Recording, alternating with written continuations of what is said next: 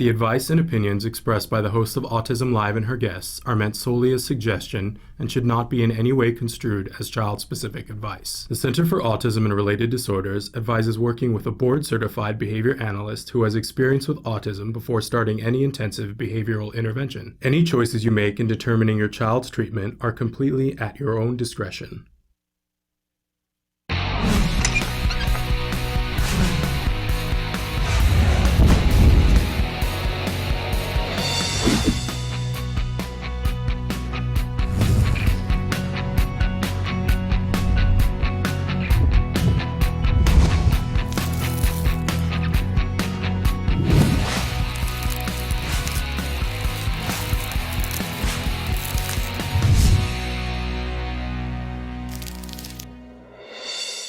Good morning and welcome to Autism Live. I'm Shannon Penrod. We're webcasting to you live from the Center for Autism and Related Disorders headquarters in Tarzana, California.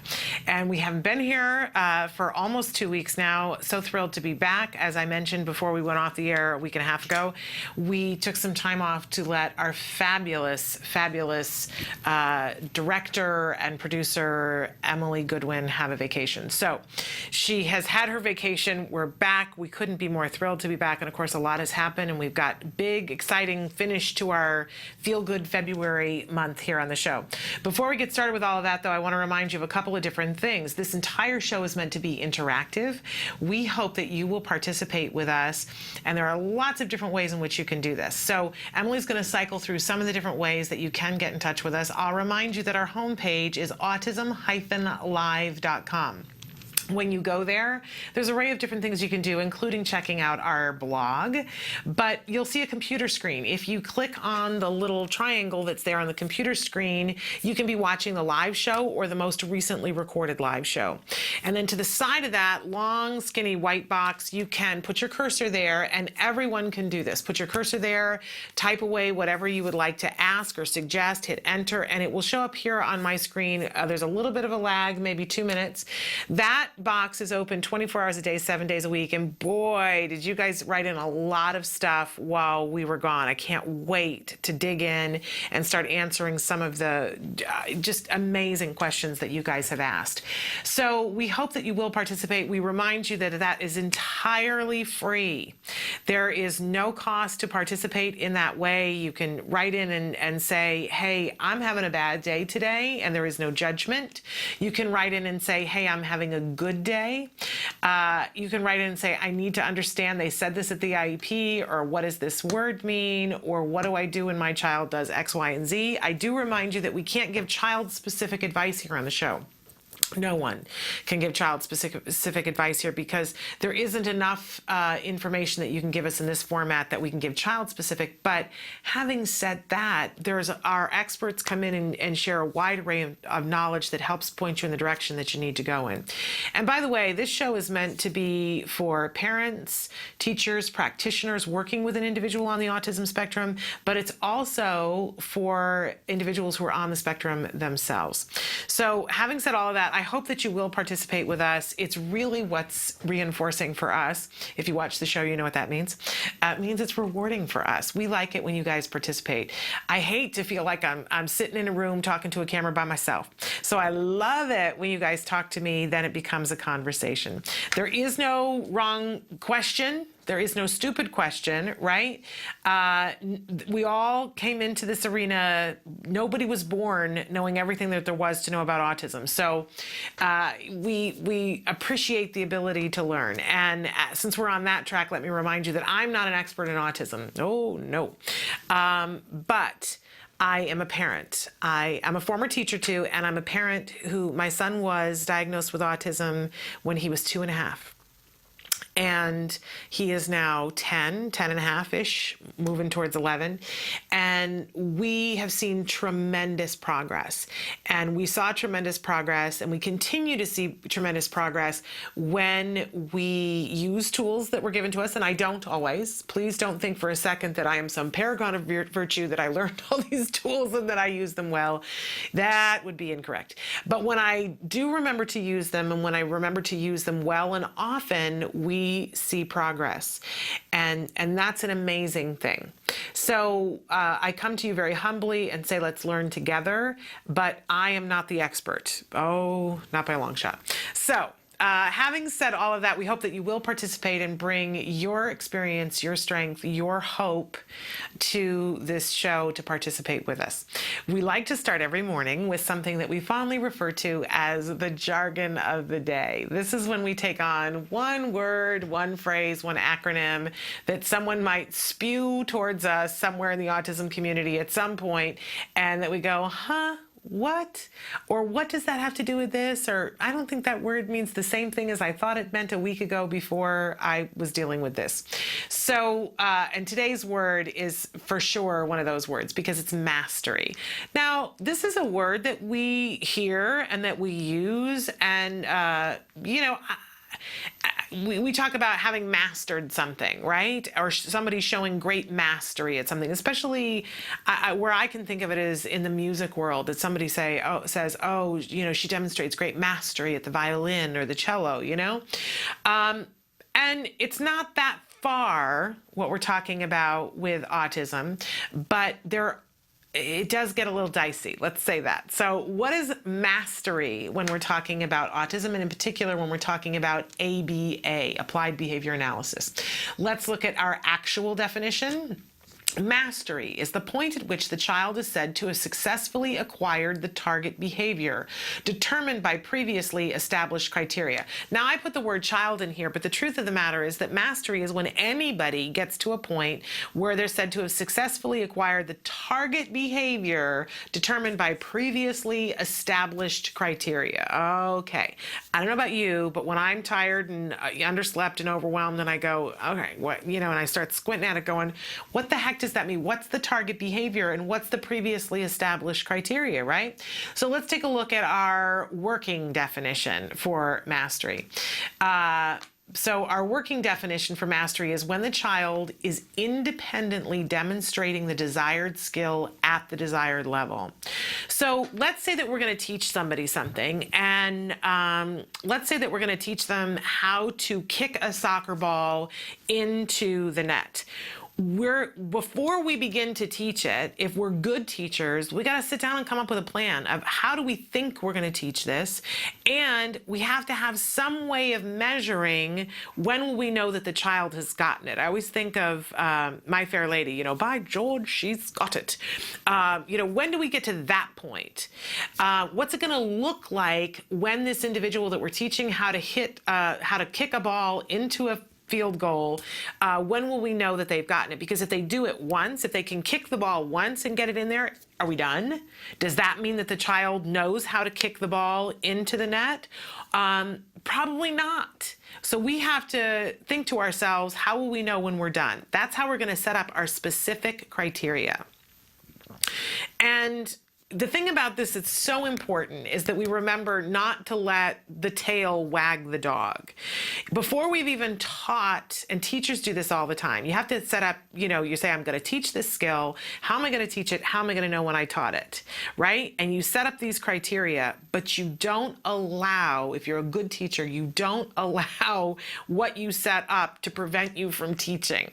What do I mean by that? So if I say to myself, all right, I'm going to decide that if, not having taught the skill yet, I'm going to decide that I'm going to use these tools to teach my child how to kick the ball into the net, and I'm going to decide that the child has mastered this when they can kick 5 out of 10 field goals, 5 out of 10 times that I put the ball in front of them and they kick it, it goes into the goal. 50% of the time, right?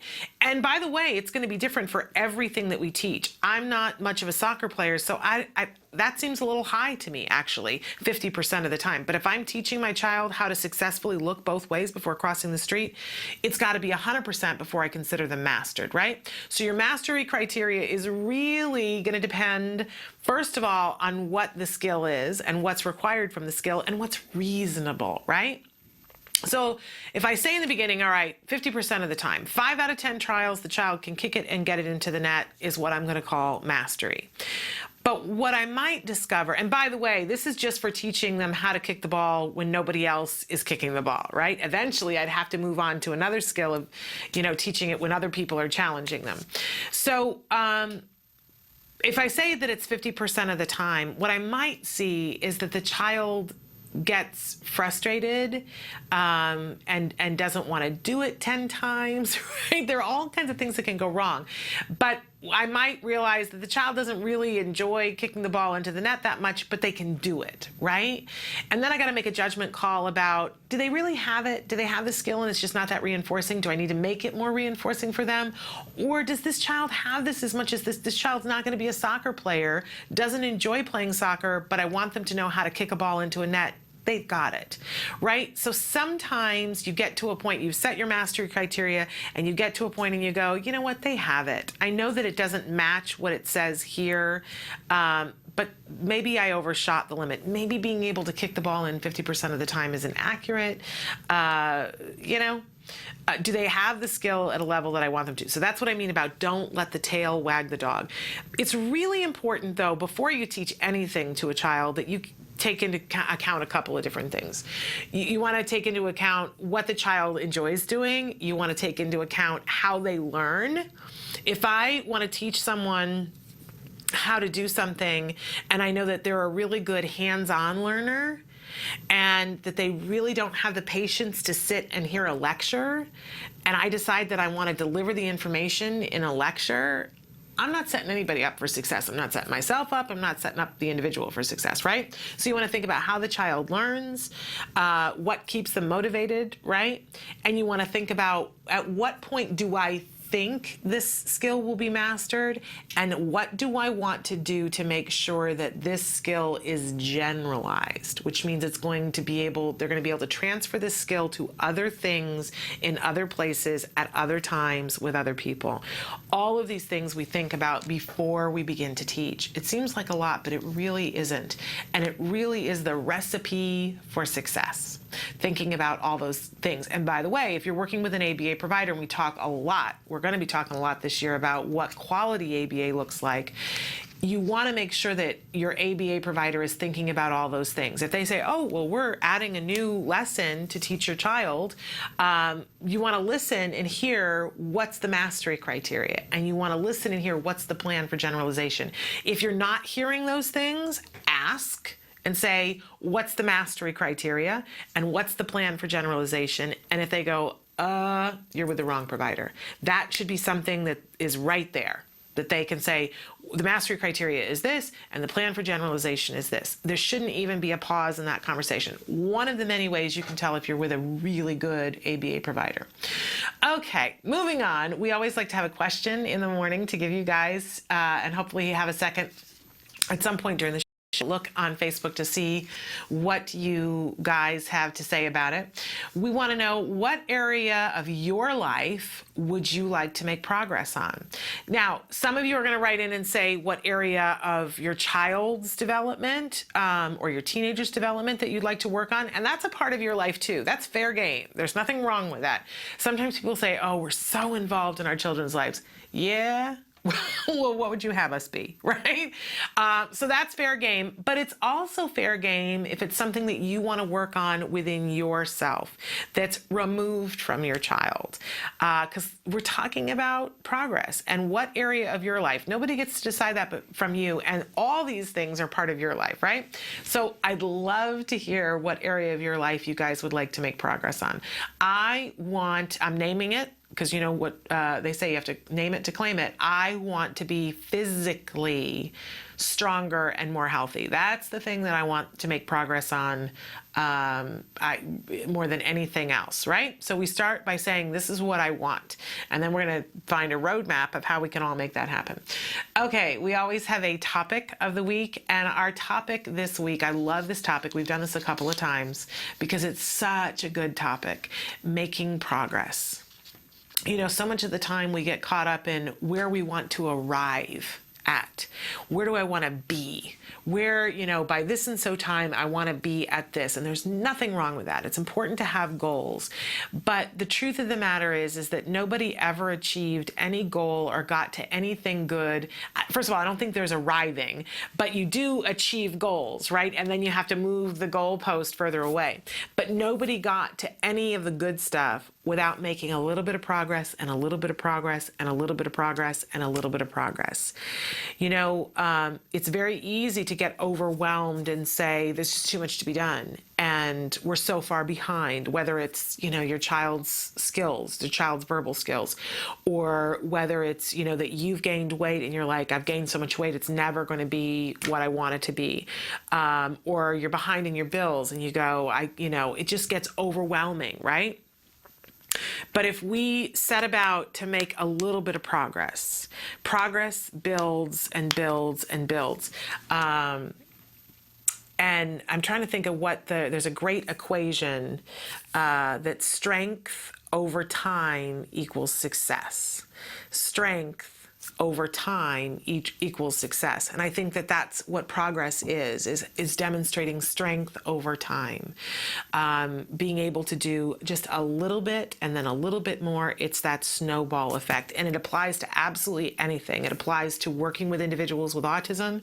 It applies to whittling down overweight or debt, or, you know, being able to stop smoking, what have you, whatever it is that you want to make progress on. If we take it, and I know we've done chunk it before, where we take it in chunks and say, we're going to work on this, we're going to work on this, but we will be able to make progress. And the one thing that I want to say before we go on to anything else is that more than anything else, I want people to know in the autism community that this is available to all of us to make progress.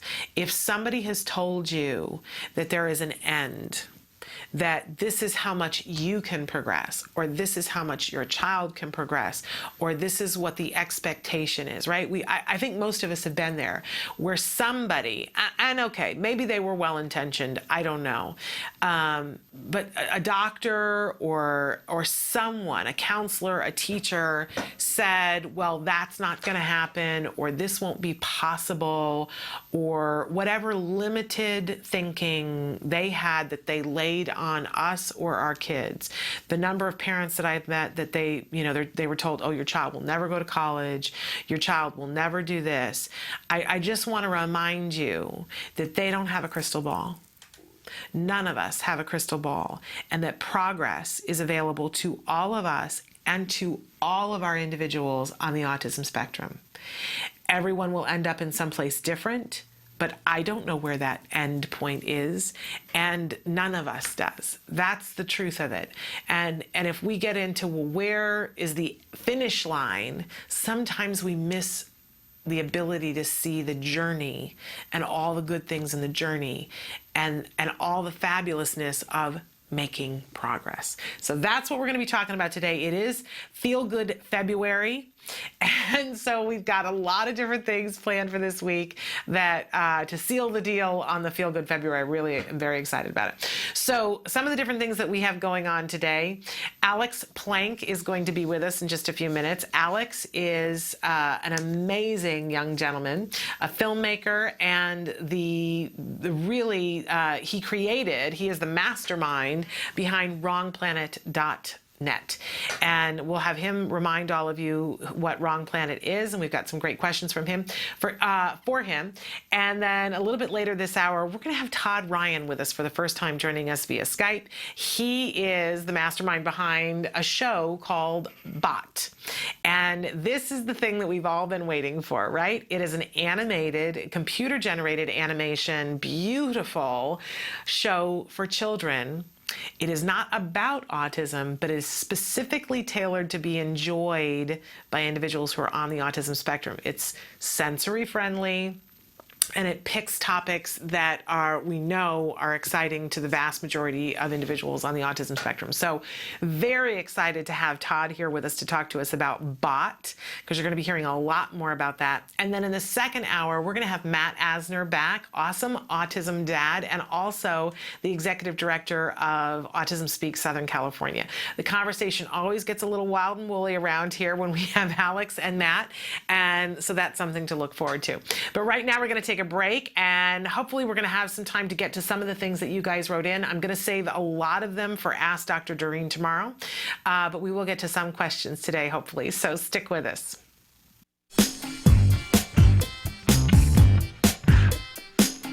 Hi, I'm Ryan with Autism Research Group. We study ways to improve the lives of kids with autism. One of those ways is teaching safety skills, such as what to do if they get lost. We hit the streets to find out if anybody knows the correct answer on how to teach a kid what to do if they get lost.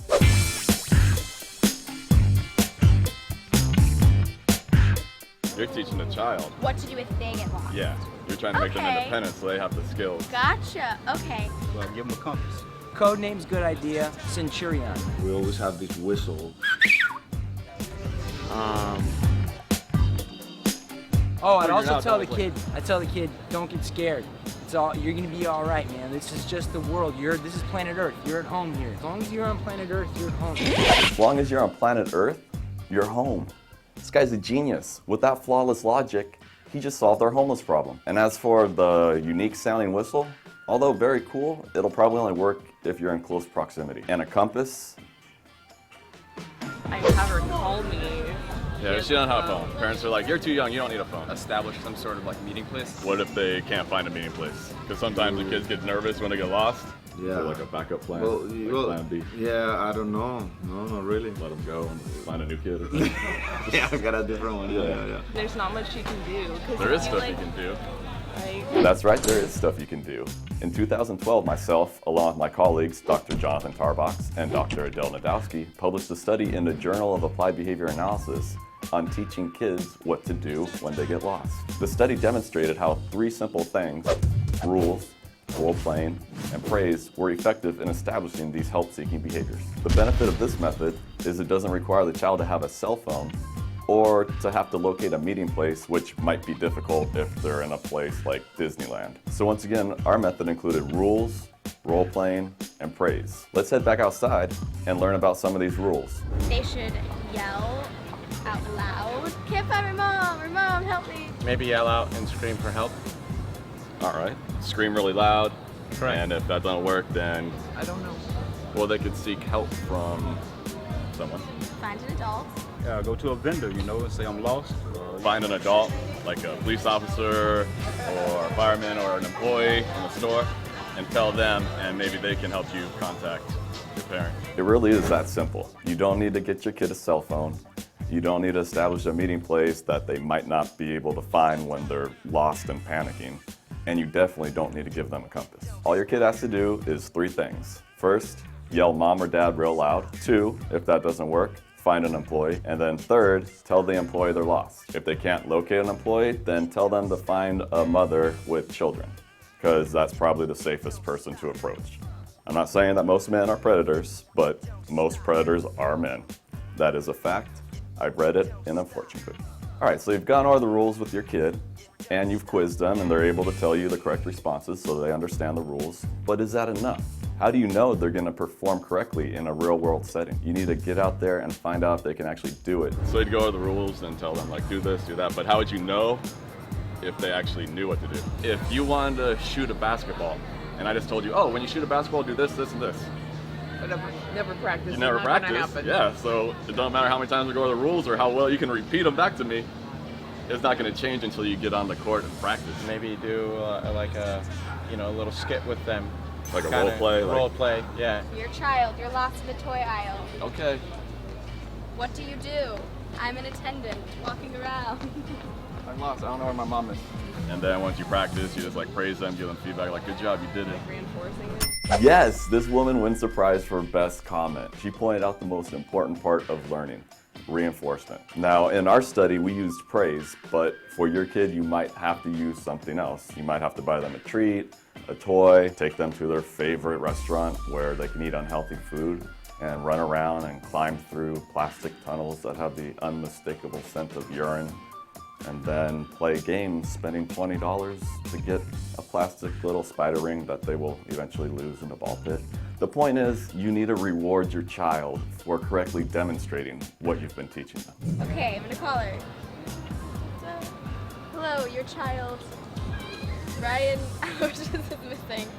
There you go. Woohoo!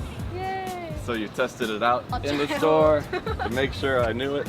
I had the rules, Yes. we role played it, and you made sure I knew it, and then like you said, good job, and all that. Now we're good to go. We're good to go. All right. Done? High five right there. Yeah. So there you have it. Give your child the rules, get out there and practice, and reward your child for responding correctly. For more information, please visit us online at autismresearchgroup.org. I'm Ryan Bergstrom. Thanks for watching. Yes, ding, no.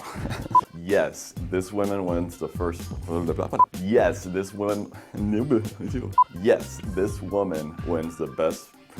Yes, this woman wins the first place. Yes, this woman wins. Why can't I say woman? Yes, this woman wins. What's the line? Yes! Welcome back to Autism Live. Just a brief note before I forget that this Saturday, March 1st, there are a couple of different things that I want to remind you that are going on. If you're in the Southern California area, Fullerton Cares, which is a wonderful charity organization that benefits lots of different autism programs, is holding their 5th annual Mardi Gras for Autism. And it is an amazing, amazing event. And Larry Hauser, who's been on the show before, who is the co-owner of the Bourbon Street Bar and Grill, fabulous, incredible food.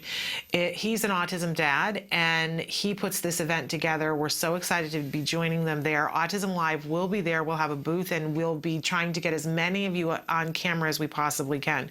So if you are in the Southern California area, stop by, come into our little tent area, and be on camera with us and meet us. Well, the whole crew will be there. Emily will be there. I will be there. And there will be some other people from Autism Live. But listen to this. The Medieval Times is going to be there. The Aquarium of the Pacific is going to be there. iForce One is going to be there doing eye exams for kids. There's going to be game trucks. There's a magician who's going to be there. Autism Live will be there. There's a police exhibit, a fire exhibit, the Dixie Delics. There'll be karaoke. There's a dance academy that's going to be there, a circus club, a bounce house zone, face painting. It's spectacular. So we will be there. It is a free event. There will be opportunities to buy things and to participate. And the money goes to support Fullerton Cares, which supports autism. So a really remarkable event. That's this Saturday, March 1st. It is from 10 to 4:30 in Fullerton, California. And it is called Mardi Gras for Autism. And write us if you want more information, or you can check out their website. But right now, here in the studio, we have with us the wonderful Alex Plank, who's looking a little bit Hollywood and Joe Cool today in his sunglasses. And but thrilled to have you here. Welcome back to Autism Live. Thanks. These are actually for sensory issues. Yes. Like if you have trouble with fluorescent lights and yes, and so Alex will be wearing his sunglasses today.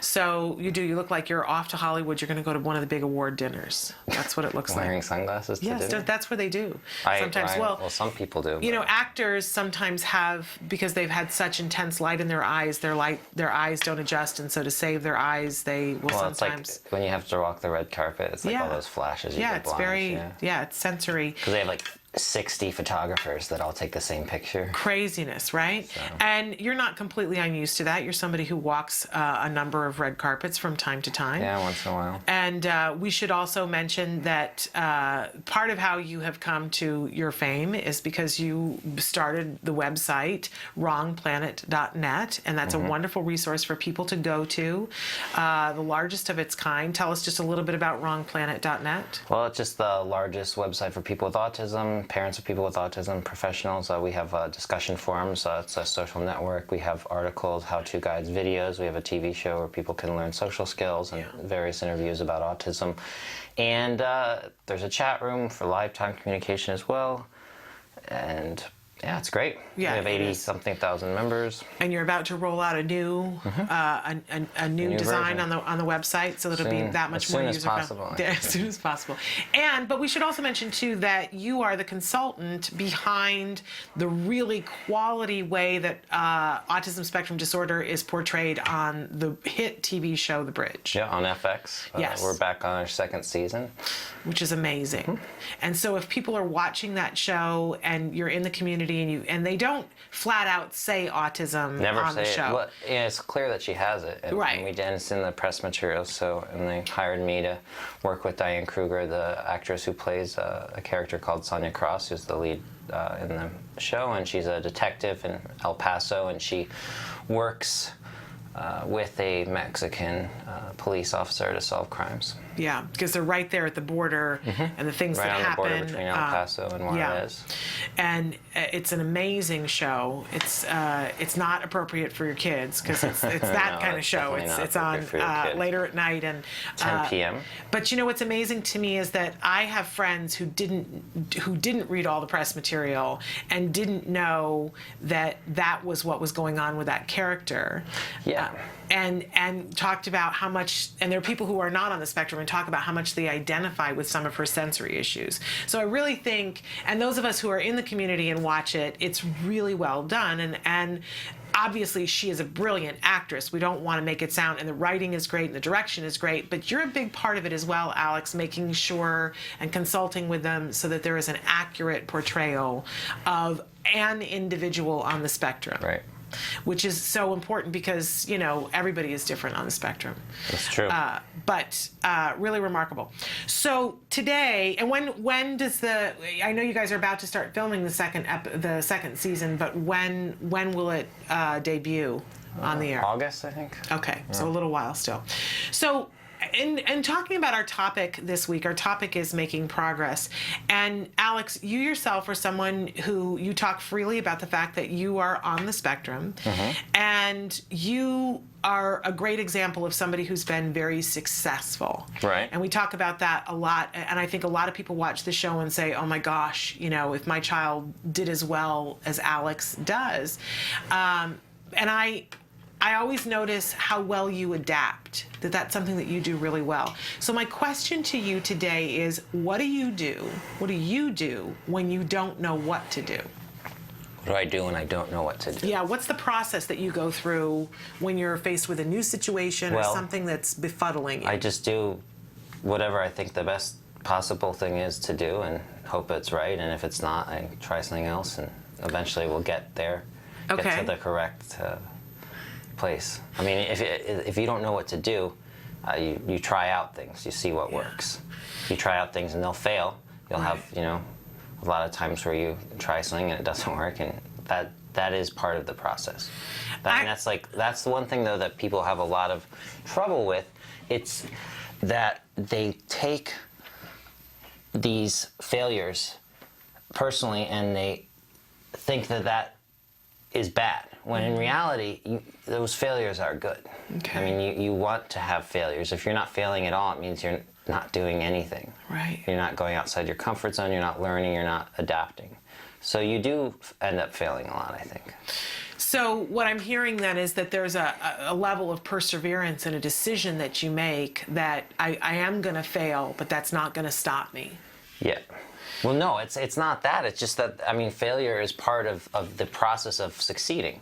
Yeah. That is the process of getting to success requires at least some failures. Yeah. If you're not failing, you're doing something wrong, I think. I don't disagree at all. I think it's really important to allow yourself that ability to do that. But I would also say too, Alex, that I watch you. Sometimes we've been to many different things, big events, small events, and I watch how you carry yourself. And one of the things that I've noticed is that you're not afraid to ask questions. Right. No, I'm not afraid to ask questions. And I think a lot of people are. Right. Afraid to ask questions. Well, I think people are afraid that they might have a question that comes off as stupid or they might seem bad, but I don't think that's true. Well, and I think none of us wants to look like we don't know what to do. And I have seen you in circumstances where I didn't know what to do, but I wasn't saying anything. Well, what's an example of that?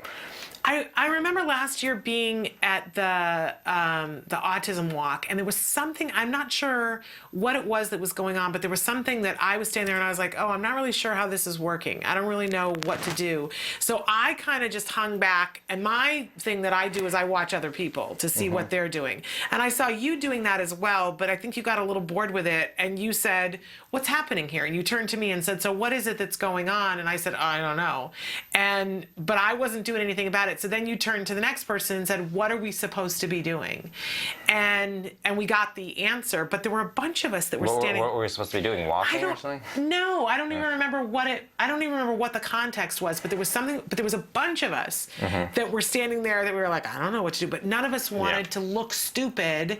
I didn't look stupid by asking that question. You didn't look stupid by asking, but I think sometimes we have that fear that if I say what's happening and if I ask a question, that then everybody will know that I don't know what to do. I know what you mean, and I think that really what it is that people get self-conscious and they're afraid of looking stupid, but in reality, everyone else is not thinking about how those people look. They're trying to think about what they're supposed to do. So everyone has the same insecurity. So if you go out there and do something, you're actually not going to be looked down upon because everyone else is also insecure about the situation.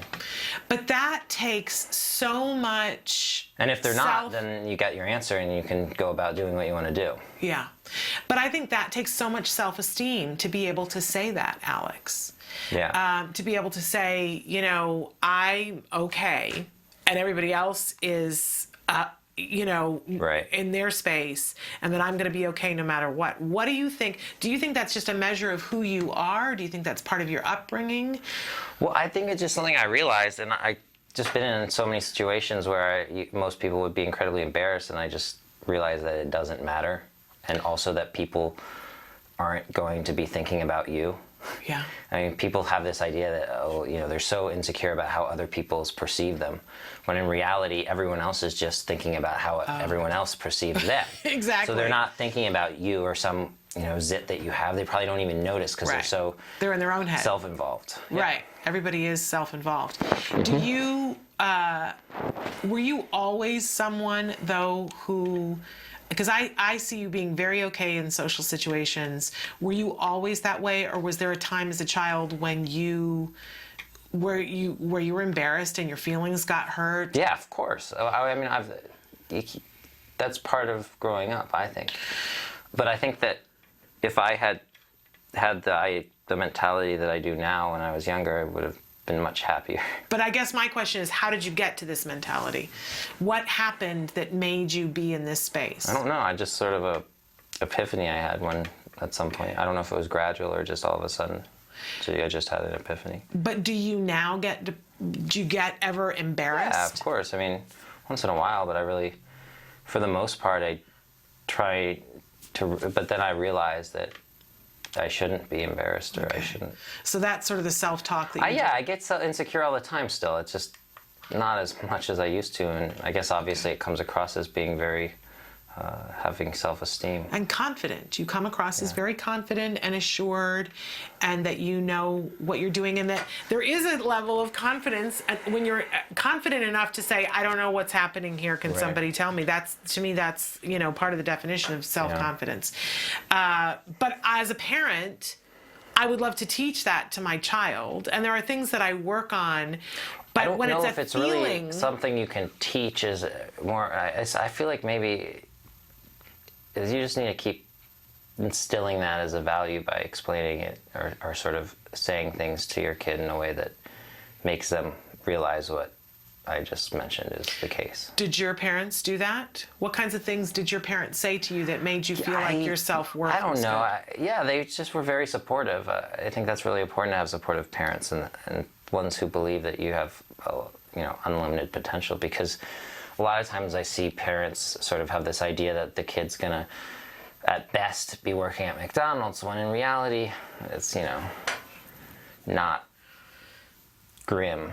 Yeah. Not that there's anything grim about working at McDonald's, but I mean, it's just like that's like a minimum wage job, and I mean that's like even like a stretch for some parents. They have to like even hope that their kid will be able to do that. But in reality, the parents should be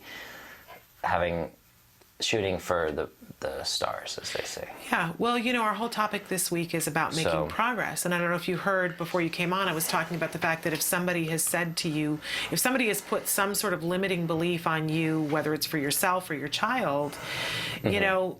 But you have to understand that even if someone puts a limiting belief on you, it's you who decides what you believe. I mean, Exactly. you can't rely on others to make you feel a certain way. I mean, as kids, it's hard not to rely on your parents or be very influenced by them, but when you get older, it's a choice. It's really, you shouldn't care about what other people think about you, really. I love Eleanor Roosevelt's quote, "No one can make you feel inferior without your consent." See, that's 100% accurate. Yeah. I agree with that. But that's a hard thing to instill in a teenager or a preteen while they're going through all those things. But obviously, it's a process that has to be worked through. Yeah. But I mean, it's teenagers always have self-esteem issues. Every teenager has issues and goes through. It's a lot of changes that are going on in sort of the process of becoming an adult, and kids making fun of you and everything that's related to that. Yeah, absolutely. Well, we're getting ready to take a break, and then we're going to come back and have an interview with Tod Ryan, who is the creator of a new series called Bot that is specifically, it's not about autism, but it's specifically tailored to go to the interest of an individual who is on the autism spectrum. But before we do that, I wanted to give Alex a second to talk about, he's got a speaking engagement that's coming up this week. And so, Alex, tell us where it is that you're going and what you're going to be speaking about. Well, I'm going to Alabama. Let me find the 13th Annual Alabama Autism Conference. And I have to see how to pronounce this. It's like, hold on. It's called Tuscaloosa, Alabama. Okay. And I'm going to be speaking on, I guess, Friday. We need you to chin up just a little bit because I'm looking. Sorry, I'm looking. Oh, that's okay. I know. I'm trying to just look at the final brochure. So but if you're in Alabama and you want to hear Alex speak, you can hear him. You're speaking on Friday night. Am I? Isn't that what you just said? I'm looking at the brochure now. Hold on. Okay. I'm not entirely sure exactly when I'm speaking, or if but it's imagine if you were to Google Alabama Autism Alex Plank, you're going to be able to find the information about where to go to be able to hear Alex live in person speaking, and we believe it's on Friday, but we're going to double check that. Yeah. Here it is. Here's the schedule. I am speaking at 3:15. They can't hear you though. I'm speaking. Put your phone up a little bit so that they can. Yeah, there we go. I'm speaking at 3:15 on Friday. Okay, 3:15 on Friday. So if you want to hear Alex, and you're in the Alabama area, a great thing to do. We're going to take a break, and we're going to come back with a wonderful Skype interview with Tod Ryan from Bot. Stick with us.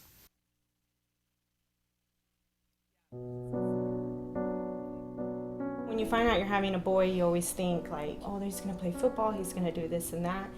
And then when he's diagnosed, all those things get washed away. It's like that piece that's always in the back of your mind, where is he? What is he doing? Is he safe? We really didn't know what we were dealing with. I wish that they could have directed me a little bit more and provided me some information. I was a young mom. I didn't know what it was like to raise a boy, despite a boy with autism. Hundreds of thousands of families are not getting the help they need for their children with autism all around the country. ACT Today is determined to bridge the gap. These families really have to go through a lot to get a grant. The application process isn't easy. The records, the diagnosis proof, they're really battling for their kids. So when we can give them a grant, it is so wonderful to see that they succeed in getting that help for their children. Our founder, Dr. Doreen Graham-Pichet, is an amazing woman, and she is one of the world's foremost authority on behavior of children with autism. She's extremely knowledgeable, and she oversees every single grant we give. She is part of that process. People may think of autism care and treatment as simply schooling or therapy, but we provide important safety supports, things like fencing, for example. The whole family's living in fear of that child running out into traffic. I recently delivered an iPad to a little boy with some of the apps that are out there for children with autism. Miracles happen. I got the iPad from ACT. From ACT, What did it say? Can you repeat that, Dustin? I got the iPad from ACT. We have helped so many military families, and when I think of these brave families that are fighting two battles, one to protect our country and one for the right treatment and care for their children, it breaks my heart, and I think we have to do more as a nation to help them. There's not a day that doesn't go by that we don't think about it. Some people say, oh, he's normal. You don't see the battles that I see every single day. My husband does have to deploy, and when they get on that bus, that might be the last time that my kids ever see them. So I called, and they informed me that he had received the grant, which was like a blessing from above. I was just like speechless. I just started to cry because, you know, without it, we would have been lost. The ACT grant was a total miracle. Without that, we wouldn't be able to receive the service dog. So we're so appreciative what they've done for us as a family. Recently, ACT Today funded a program for military children with autism in San Diego, the Inclusion Films program, which is run by Joey Travolta, and teaches kids on the autism spectrum literal filmmaking skills. They learn how to make a movie. Are we ready? There you go, got it. Okay. Everything that goes into the process of making a film goes into everyday life. So they're learning life skills, they're learning to collaborate. It was really nice to know how much they were enjoying this camp, and they're with people who are supporting them and are making them feel great about themselves and their differences and their similarities. And I get two kids that are working together and apart and together and apart, so it's an interrelationship as well as a camp and a learning experience. It's so fulfilling when I get letters. One stands out for me, a boy who was 14 with Asperger's, and we gave him a grant to go to a drama camp. He wrote to us and said, "Dear ACT Today, thank you for letting me belong for the first time in my life." These kids are remarkable. You know, we underestimate them. They're so knowledgeable, they're so capable, and we can change the life of a family, which means changing the life of a community.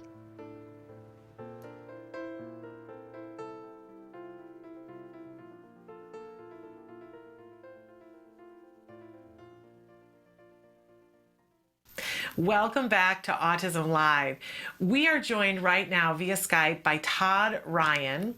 We are so excited to have him here from North Carolina. He is the mastermind behind a new show called BOT. It's not about autism, but it's specifically tailored to be of interest to children who are on the spectrum. So Tod, welcome to Autism Live. Hello, thanks for having me. We're thrilled to have you. Tell us, what is BOT? BOT is an original series that I'm putting together, and it's for children. Well, it's really for all kids, but specifically it's made for children with certain sensitivities and whatnot. And because my son's autistic, but he's 16 now. And I remember back in the day, there were only a couple of shows that he really enjoyed. Of course, Thomas the Tank Engine. They all seem to love that. Yeah. And he liked the quieter, simpler shows. And a lot of the Pixar movies and Saturday morning cartoons would overstimulate him, and we couldn't take him to a movie theater. It was too much for him. Wow. But so about a year ago, I came up with this idea of why not make a show just for them. And I have all the tools, I have all the software, the know-how. So that's what I've been doing in my free time, just putting this together as much as I can. And in just a second, we're going to watch a clip from what you've done, but there's a way for people to participate with you and to help you to make this come to fruition, right, Tod?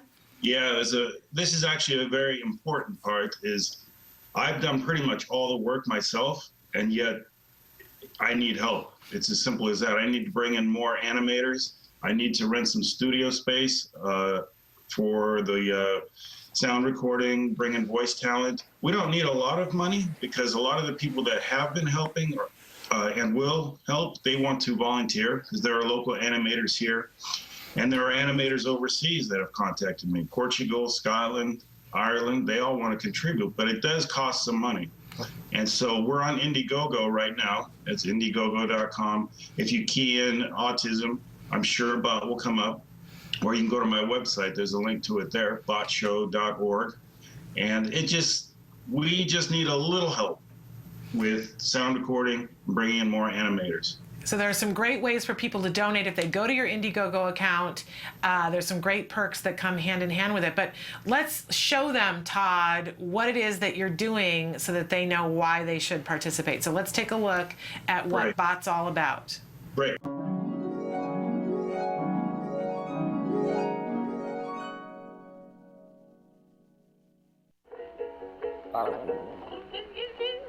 My name is Tod, and I'm the creator of Bot. It's an animated series for children with special needs. And we just need a little help with pre-production, some of the recording and remastering or mixing. I need to bring in some more animators, and then some post-production work. But most of the prep work is done. The modeling, design work, the scene files, most of them are together. So, let me introduce you to Emily, and she will explain everything in better detail.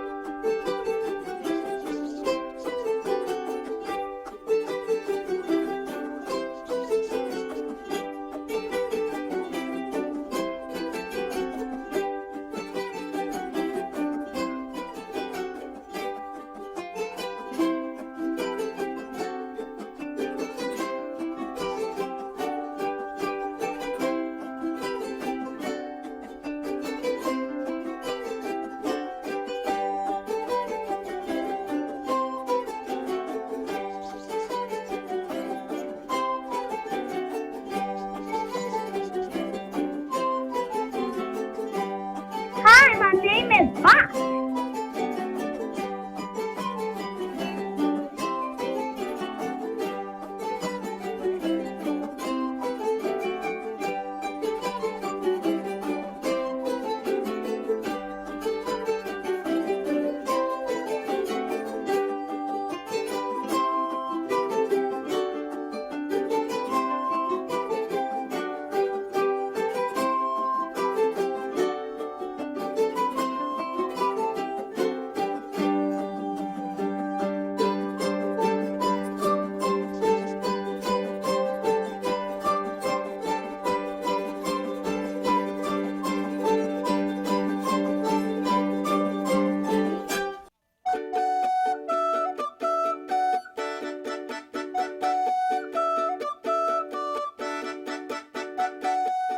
The story centers on Bot and his pet android Toolbot and their adventures on the planet Kashmir, a planet much like Earth. It is there where they meet all kinds of characters, such as Milo the steam engine, and a wide variety of talking trucks, dragsters, motorcycles, and 18-wheelers. Each webisode will focus on a new adventure with Bot and friends. The tone of the series will be more subdued and patient, unlike most animated series which tend to be quite loud and overblown.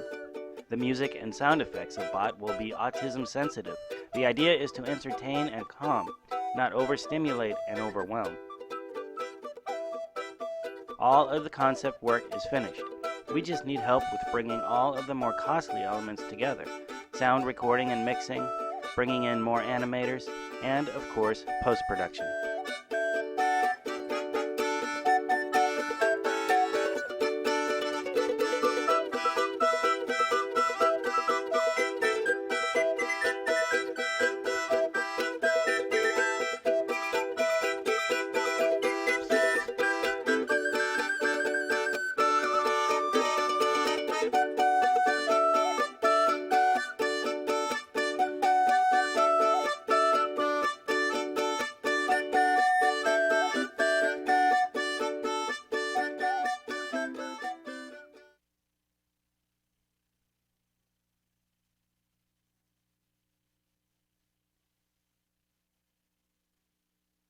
So we just have been watching a short video about this fantastic show that is in production right now. Tod Ryan is with us from North Carolina, and he is the mastermind behind Bot.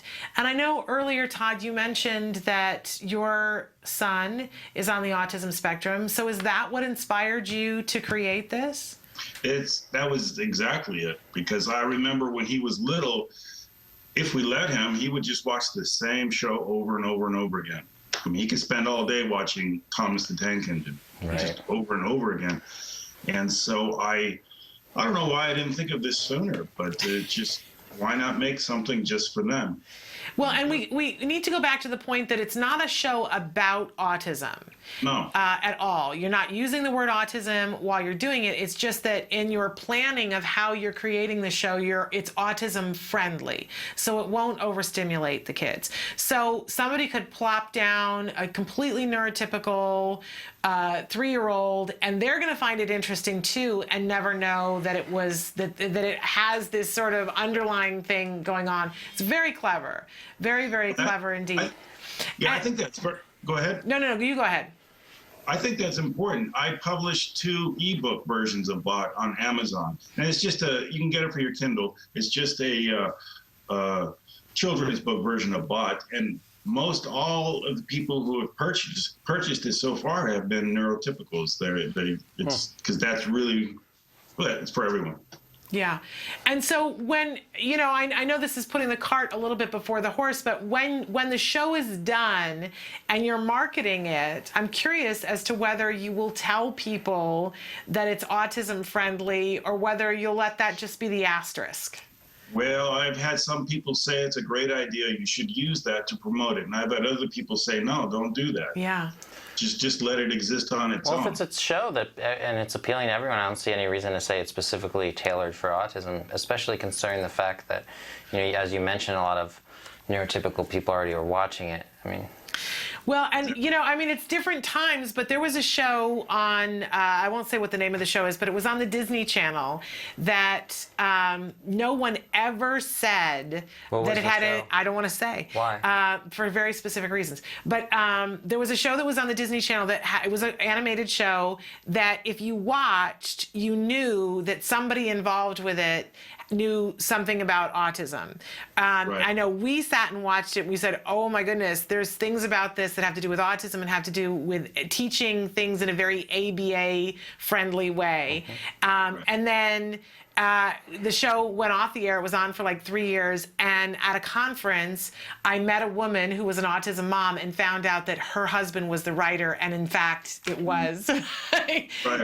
But it was never mentioned. But everybody that watched it that was in the autism community went, okay, we know. But everyone else was oblivious. And the show, was on for 3 years, very successful. And if I said the name, I don't know, you don't have kids. So, but you would know. I'll tell you during a break. I'm not going to say because I don't want to out her husband because I don't even think the Disney people knew that that's what he was writing about. You know what I mean?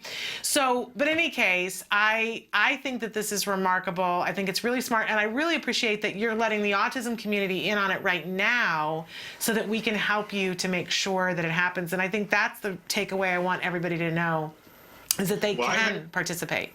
Yeah, I've had several people from all over contact me since the campaign started. They've contacted me and said, I have a next door neighbor who's autistic or a nephew or whatever. And they're starting to spread the word now. But that's the big thing with any campaign, any crowdfunding is getting the word out.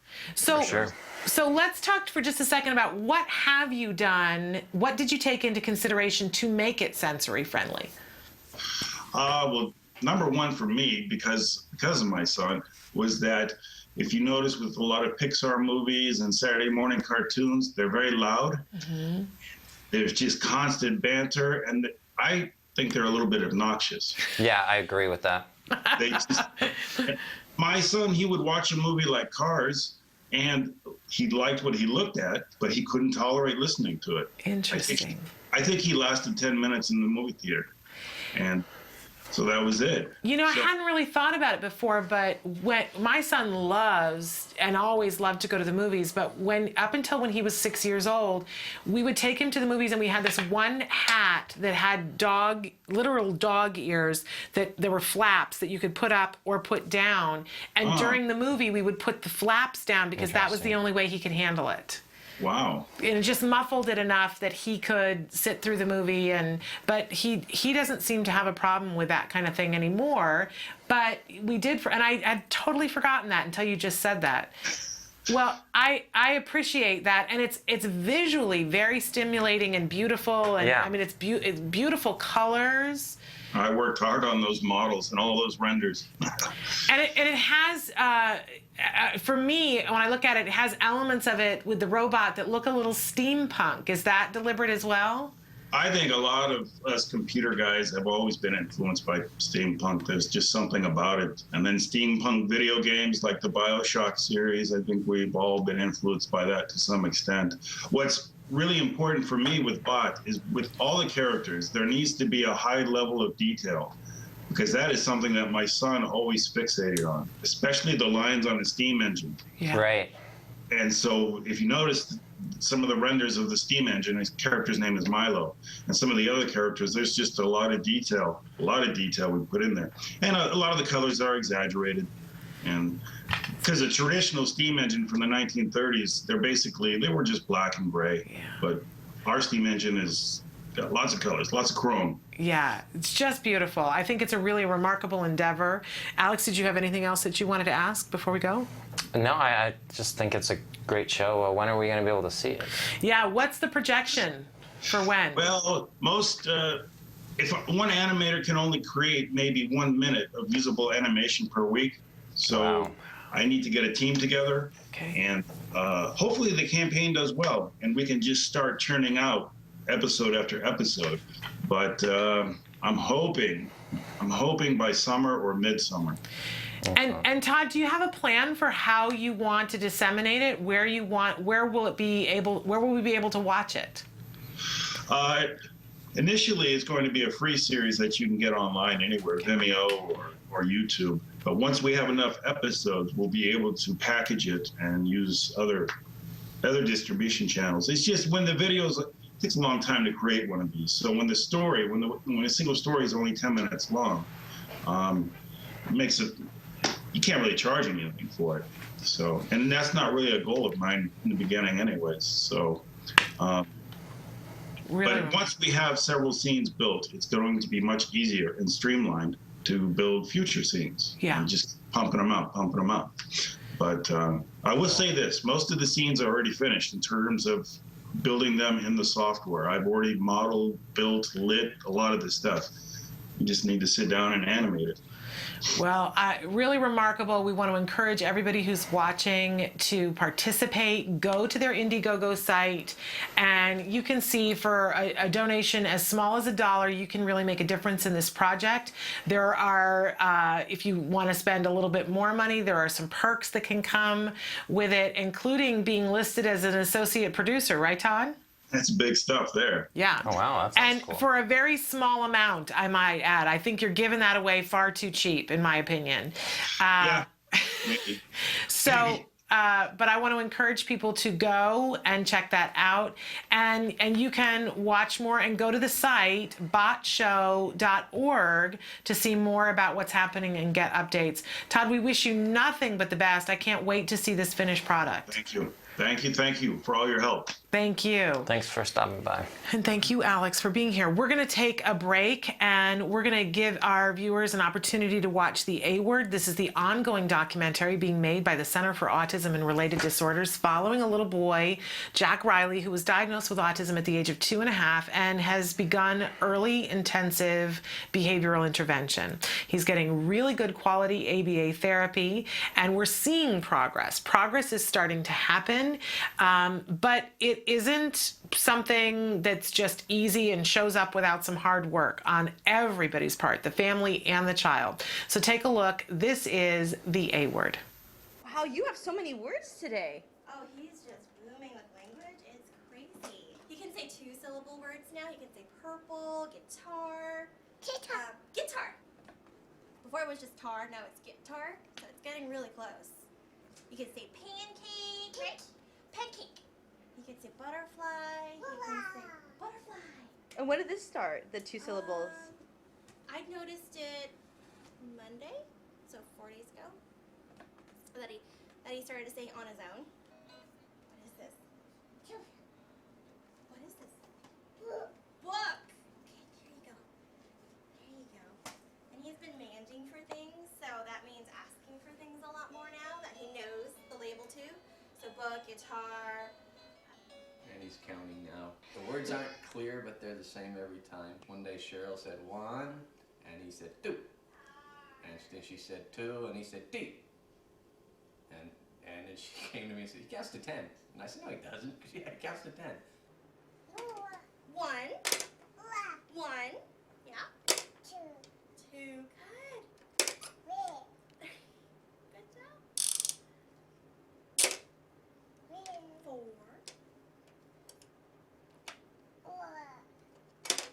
4. 5. That's right. 5.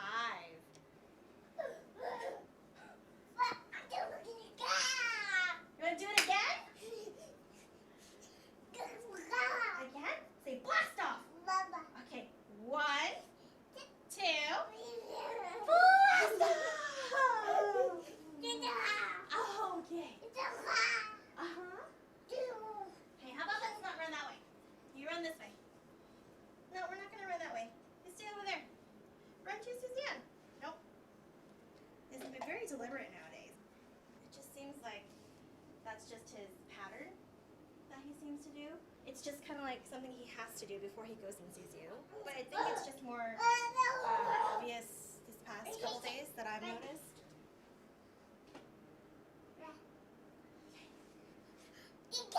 Again? No, not going that way. No.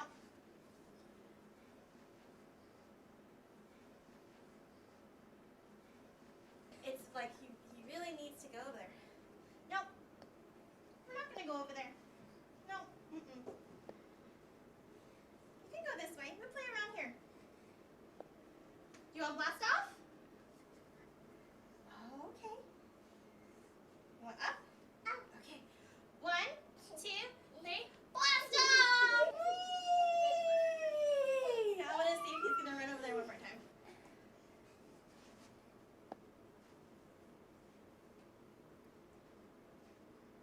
Let's go over there. Let's go play over there. All right. Here, you want to draw? There you go.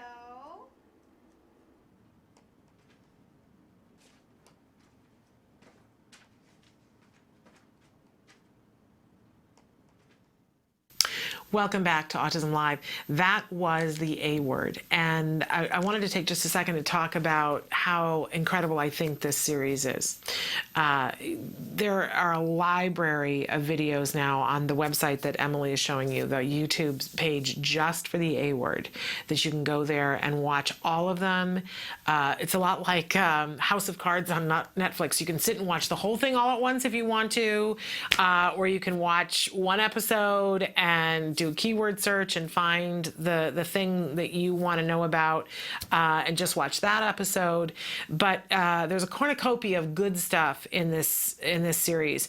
If you're a parent who is saying, okay, we're about to start ABA and I'm going to have therapists in my home, you know, I want to get a look at what does it look like, you know, what kind of demands are going to be made on me and my home, great, watch it. If you are wanting to know what quality ABA therapy looks like and what progress looks like, watch it. If you want to see specific interventions like in this one where they're talking about redirecting, because this is a skill. Let's not kid ourselves. None of us were born with the ability to redirect.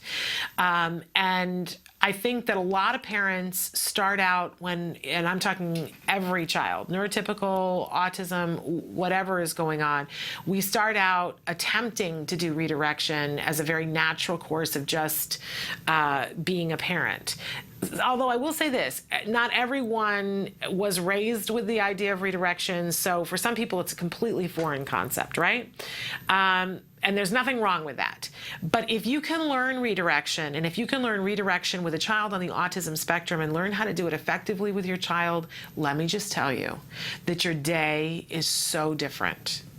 That, you know, there was that one moment when Jack Riley has been used to, if he doesn't want to do what you want him to do, he's been used to running down that hallway to the door, open the door, and he's gone. And he'll just run away from you, right? And we've talked a lot on this show about children who elope and who bolt and who wander. And that some of the different reasons why somebody does that. Well, one of the potential reasons why someone runs away is when they don't want to do what's happening right here. You know, if every day I had to come into work and do tax preparation. God bless tax preparation, people who do tax prep, because I couldn't do it. If every day I came to work and you said, you know, you're going to have to sit here and do your taxes or somebody else's taxes, I would start running down the hallway. I would, with my hair on fire, because I wouldn't want to do it, right? It would make me break out in hives. So our kids are like that. And it can be as simple as that they don't want to do it because it's boring, because there's nothing about doing tax preparation that's particularly painful, right? It's not, you know, somebody shoving hot needles up under my fingernails. There's nothing painful about it, but it's a level of boring that I don't want to do. Our kids can be the same way. If it's not exciting enough for them, they want to go. And they get used to a pattern of things, right? So Jack Riley is used to, I don't like what you're doing, it's difficult for me, or it's boring, or whatever, I'm going to run down the hallway. And what happens is that mom or dad runs after him, and it's just a short little hallway to the door in the room, and they run after him, and they'll pick him up and bring him back. Well, that 5 seconds was reinforcing enough. Think about it. He got attention. He got picked up. Wouldn't you keep doing it? Wouldn't you keep running away from the thing that you want to do? It makes sense. There's nothing illogical or random about him running away, right? But it's preventing him from learning. So we have to do something. We got to redirect him. We got to make it so that he can't escape, and we got to redirect him and not get into a battle about it, right? Because how many of us have had some version of this where we say, no, you can't go, and then you become the goalie, right? No, you can't do this. I remember very early on, one of the, before my son even started ABA, he had a speech therapist, and she would ask him to do something, and he would run to the door, and he was very good at opening it. It was one of those little lever doors. He was very good at opening it. And she went over the first day and put her hand on the door and said, my door. You don't open it, my door. And he, you know, threw the mother of all tantrums. Like, that's not going to work for me.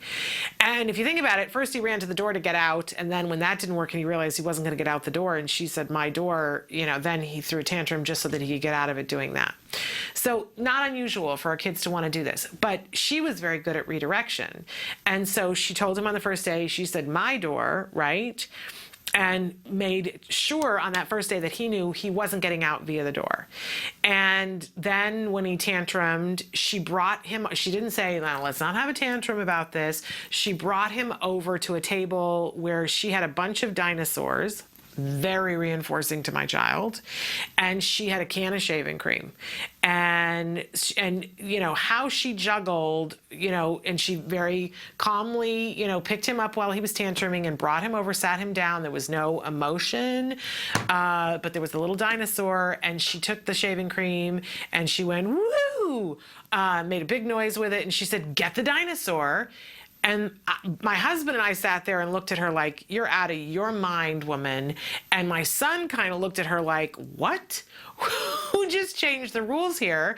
And she prompted him, hand over hand, and she said, get the dinosaur. And she put his hand through the shaving cream, and he immediately had that sensory reaction of, you know, it kind of has a smell to it and has a feel to it. And he was like, you know, not happy about that, right? And she went, yay, you got the dinosaur, right? And then she, the next dinosaur, and put his hand through the shaving cream. Now he decides, hey, this is kind of fun. It kind of flies everywhere. And my husband and I now were on board, and we were going, yay, you got the dinosaur. Suddenly, you know, he, of course, wanted the can. And that's what ultimately was the thing that was reinforcing for him, was burying the dinosaur in the shaving cream.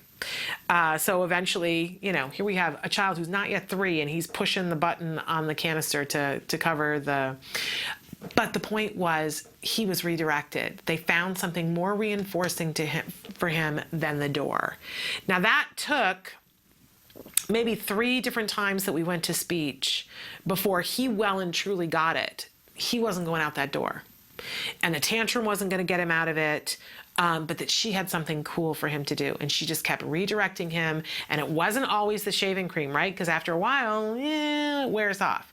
And he was still nonverbal at this point, but, you know, she would teach him, so he would do All Done. And I think, is that All Done, or is All Done something else? Anyway, there was a motion for when he was all done, and he would do All Done. She would make him help clean up, which the first time she did that, I was like, good luck with that lady. But, you know, in her speech was the first time that I saw a glimmer of the fact that my son was going to be able to learn. And it gave me so much hope. We were in the process of waiting to start ABA. And I thought, you know, if we had just more of this, maybe we could get in there and get to him. And that is exactly what happened. But that redirection, oh my gosh, every time you're about to have a battle with your child, if you stop and say, what do I really want, and what can I redirect them to? When you can get your head in that space and start using that tool, you will see some progress. And it will be progress in your life as well, because you can avoid, it's like, you know, the path where you see the tantrum coming straight at you and you go, whoop, and go right on. And you miss the tantrum. Love it. So redirection, and if you want to know more about redirection, watch on the A Word again as Jessica, and there are so many times that she just redirects him. And again, part of it is just staying passive, not getting all emotional about it, not giving the lecture. You know, I think about that speech and language pathologist you putting her hand on saying, my door, and that was it. There was no further discussion, but there was a motion and her hand, my door. And it was very clear.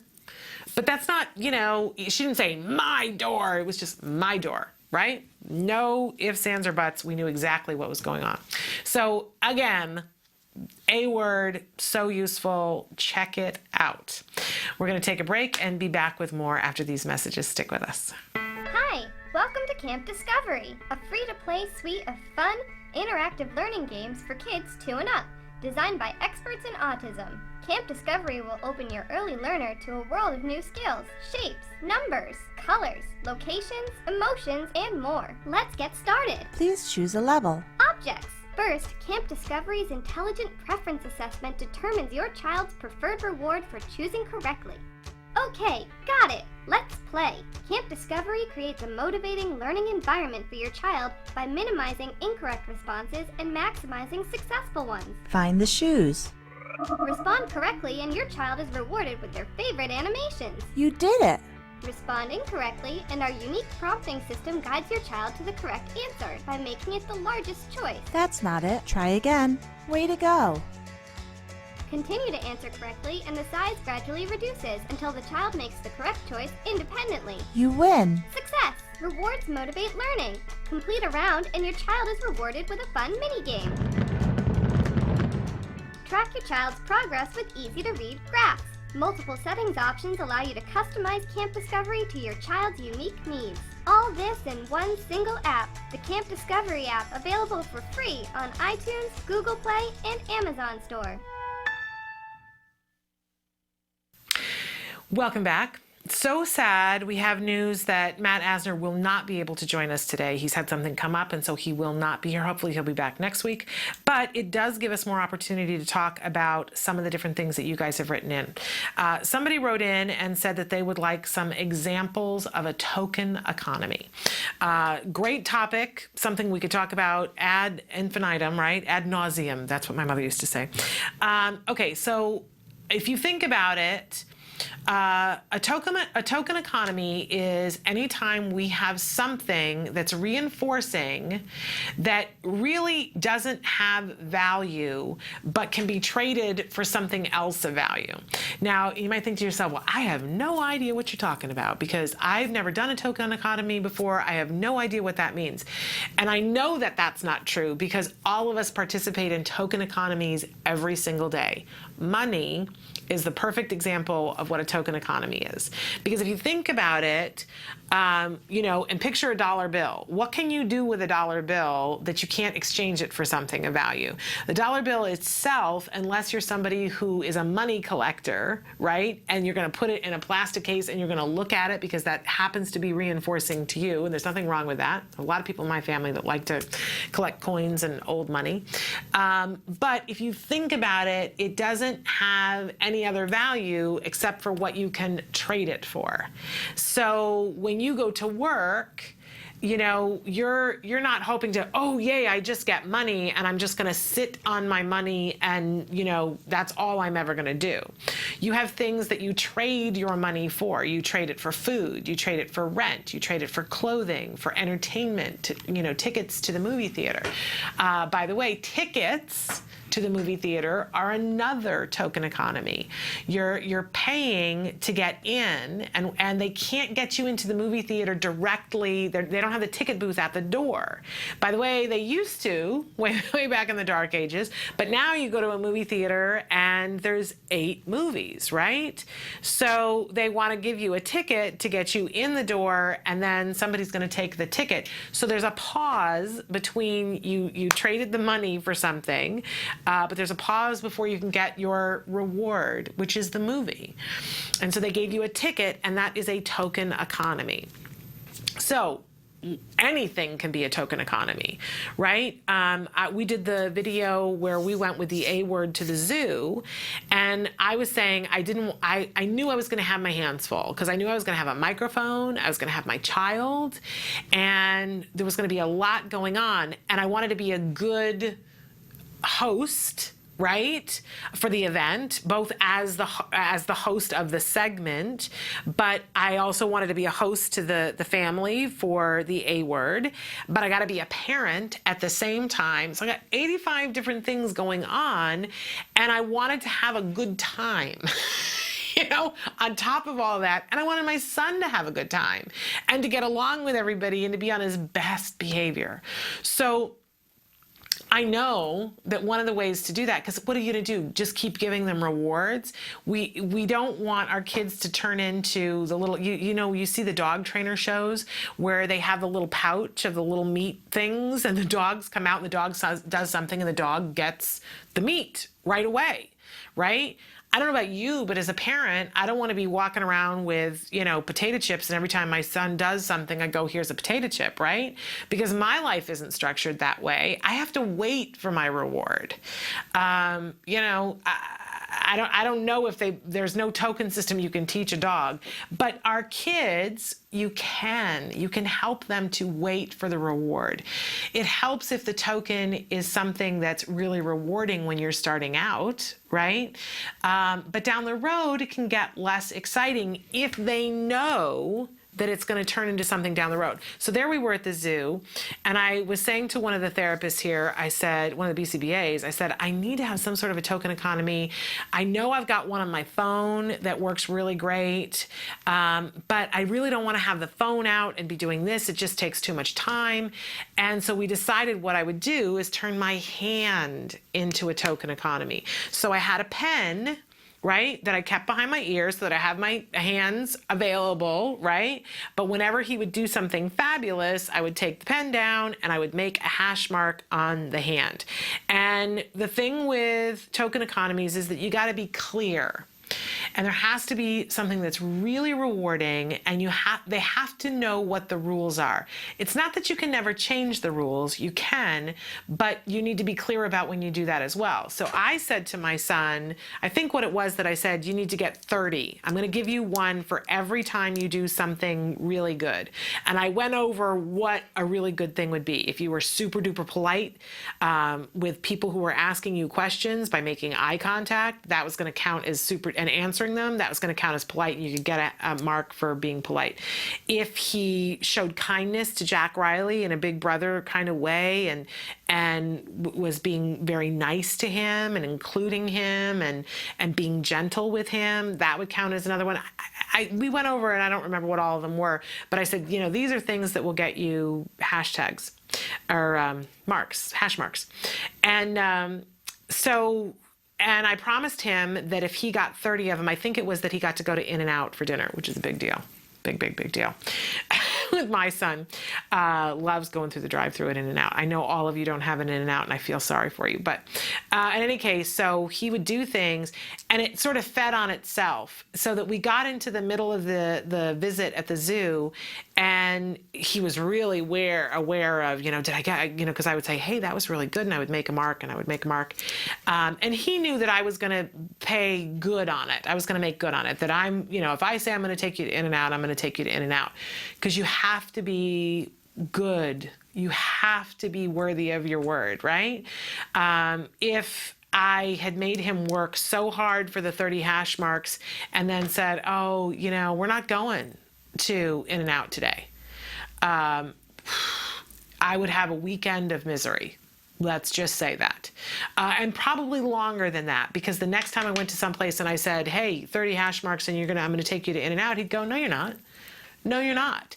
And my son is verbal enough to say that. Imagine the child that doesn't have the words, but they know it. They know it. There's no point. If there's no way for me to win, what I really want, if I'm doing the work, I want the paycheck. How long would you stay at your job if they just decided to stop paying you, or decided, oh, I'll pay you some of the time, right? Our kids are the exact same way. So we have to be precision with the token economy, and you got to say, it's going to take 4 stickers, or it's going to take 30 marks, or it's going to take, 5 stars. Don't feel like you have to go and spend a whole bunch of money. When they first started this with Jem, it was a piece of paper on the table for the therapist, and he would ask Jem to do something, and if Jem would do it, Jem would get a star. And he would say, get 5 stars, buddy, and you can go play. And so my son would be like, oh, well, I want the 5 stars, right? And it was just the therapist drawing them on the piece of paper. He'd say, touch the car. And my son would touch the car and he'd go, good, you got a star. And he paired it with praise, right? It's still a token economy. He's getting a star, which is postponing. He's going to trade those stars for being able to go play with his cars. And it worked. And what was funny, that even before my son was verbal, he got it, you guys. He totally did. He would sit at the table and a therapist would say, okay, a newer therapist would say, okay, touch the car. And, Jem would touch the car and he would look at the paper. And if they wouldn't mark it down, like maybe they mark it down on their paper, but not on his with the star, and he would touch their hand and point to the paper like, excuse me, I want some credit here for what I did, right?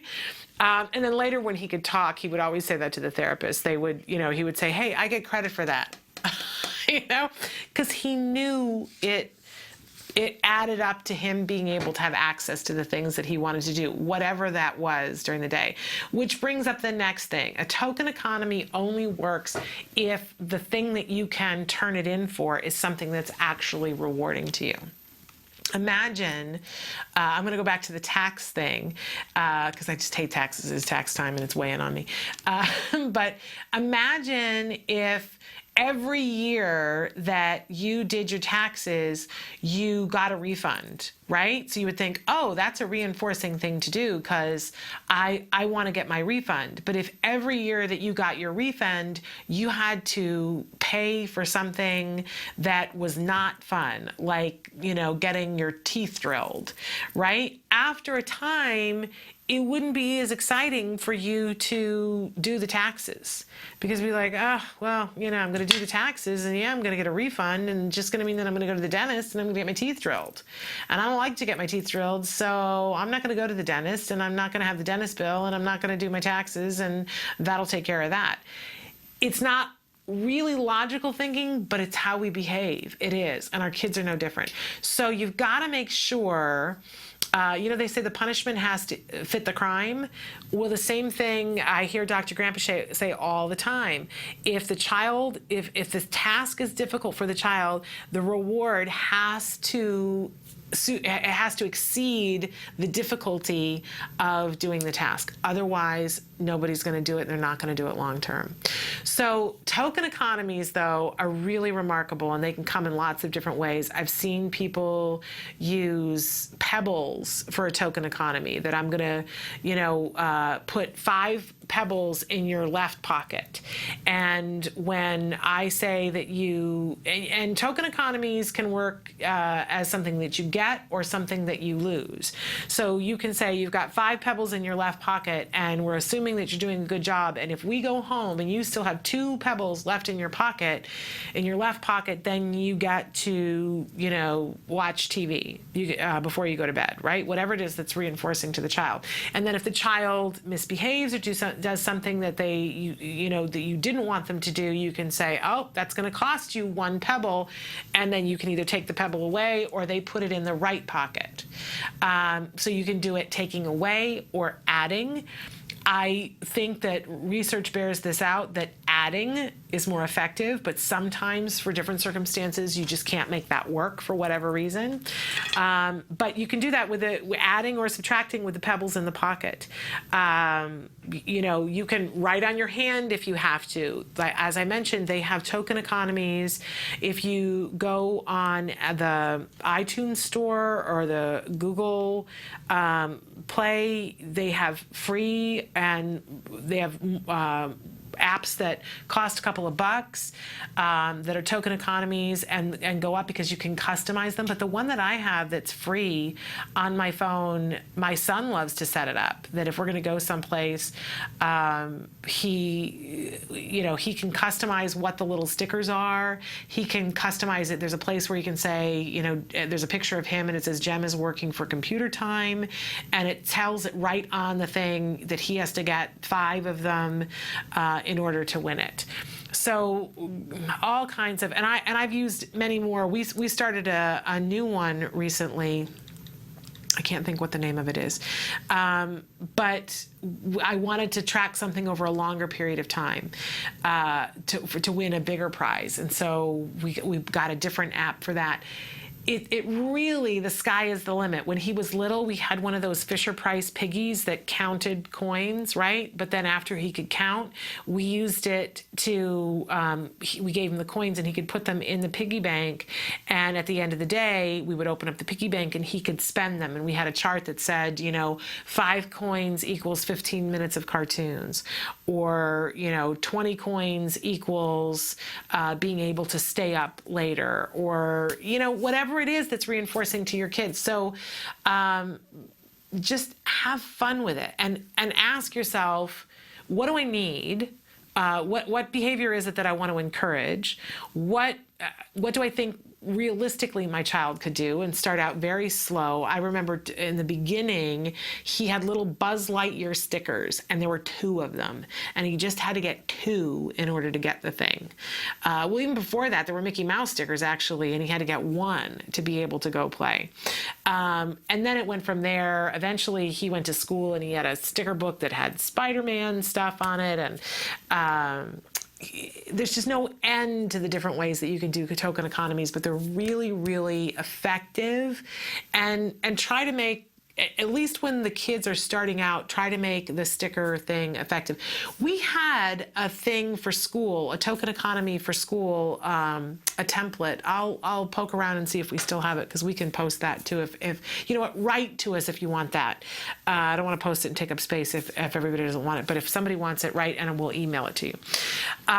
In any case, you can design your own, and they are fabulous, and make sure that it serves the purpose that you need to do, but it just helps to make it so that it's worthwhile to work towards a reward. The reward has to be worth it, though. All right, we're going to take a break, and we'll be back with more after these messages. Stick with us. Hi, I'm Lisa Ackerman. I'm the Executive Director of TACA. Welcome to TACA Facts. Talk About Curing Autism's been around for 13 years. We drive and empower families and support their day-to-day lives on their autism journey. What I hope to bring to you in these segments called TACA Facts is really just the questions, real questions and real answers for families living with autism, and what they can do to help better the life for their family.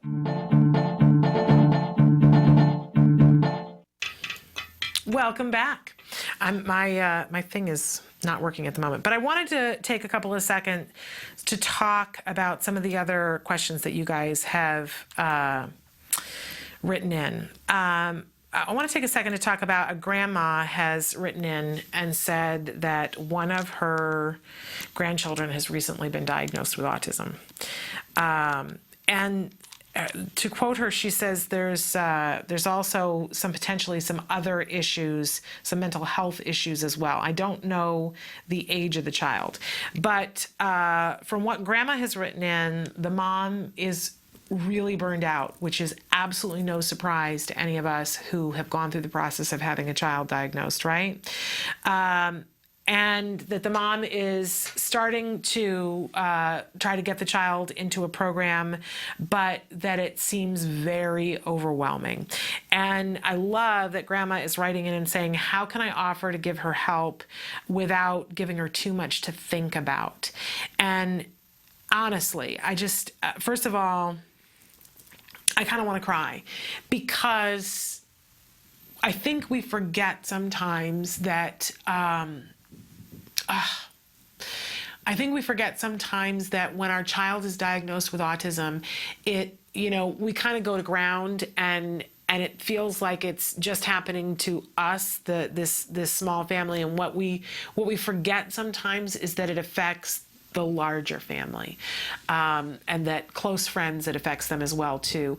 I remember so distinctly feeling so incredibly alone when my child was diagnosed with autism, and it was about